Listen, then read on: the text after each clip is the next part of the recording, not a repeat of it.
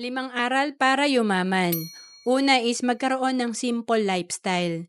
Importante kasi talaga mababa lang ang ating cost of living para kahit lumaki yung income natin, mas marami tayong malalagay sa investment at mas lalago ang ating asset.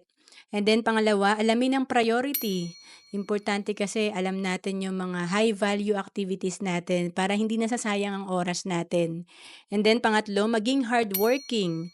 Siyempre kung may plano tayo, may goal tayo, importante talaga marami tayong action. Sabi nga ng iba, massive action. And then pang-apat, attitude is everything. Pwede kasing matalino ka, smart ka, or masipag ka, pero kung yung attitude mo ay hindi maganda, ayaw rin sa'yo makisama ng mga tao. Kaya importante talaga humble lang tayo at grateful.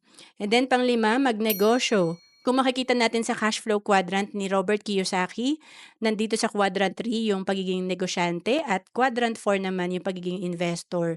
Nandito talaga yung leverage. Ibig sabihin, mas lalaki ang income mo, mas makakabuild ka ng asset kung meron ka nitong dalawang to, negosyo at investment.